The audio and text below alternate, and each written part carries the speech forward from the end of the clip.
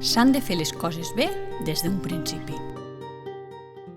Hi havia una vegada 3 porquets que vivien tots junts al mig del bosc. Els 3 eren germans.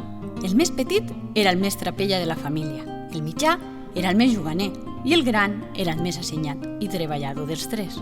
Un dia van decidir que viurien separats i que cada un es construiria una casa. El porquet petit va decidir fer-se una casa de palla. La palla pesa poc i és fàcil de manejar, va pensar. I així me'n podré anar fent malifetes ben aviat. El porquet mitjà, que també volia anar ràpid per anar a jugar amb el seu germà, va decidir fer-se la casa una mica més enllà, però de fusta. Tot i que la fusta és més pesada que la palla, jo sóc més fort que el meu germà petit i acabaré molt ràpid, va pensar. I dit i fet, en molt poc temps ja s'havia fet la seva caseta i va marxar corrents a jugar. El porquet gran va decidir que el més lògic era fer-se una casa de maons. Una mica més lluny d'on s'havia fet la casa al mitjà, va començar a pilar els maons i posar-hi ciment, mentre els seus 2 germans jugaven allà a prop. Però amagat darrere un arbre, els estava espiant el llop que vivia per aquella contrada.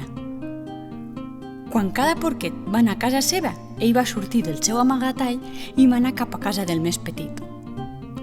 Toc, toc, toc, va picar la porta. El porquet va mirar pel forat i en veure que era el llop va dir: «Fora, llop, no t'obriré pas la porta».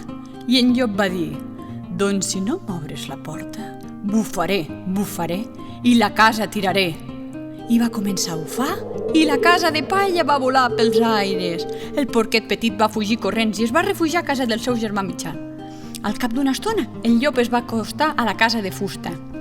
Toc, toc, toc, va picar la porta. Els porquets van mirar pel forat i en veure que era el llop van dir: «Fora, llop, no t'obrirem pas».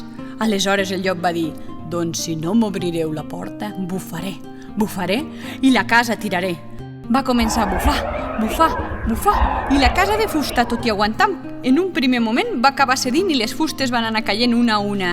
Els 2 porquets van sortir: «Cames, ajudeu-me!» Corrents es van anar a refugiar a casa del seu germà gran. No havia passat gaire temps que el llop es va apropar a la casa de maons. Toc, toc, toc, va picar la porta. Els 3 porquets van mirar pel forat i en veure que era el llop van dir: «Fora, llop, no t'obrirem pas». I el llop va dir: «Doncs si no m'obriu la porta, bufaré, bufaré i la casa tiraré». Va començar a bufar, bufar, bufar, però la casa no va caure pas.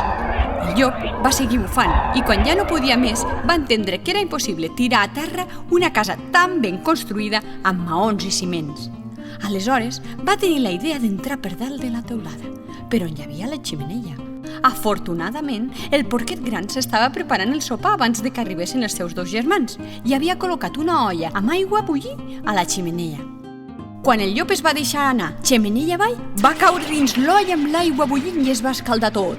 Cansat, adolorit, escaldat i derrotat, el llop va marxar cap al bosc i mai més no va tornar a molestar els 3 germans porquets que, feliços i contents, van decidir viure conjuntament a la casa de maons.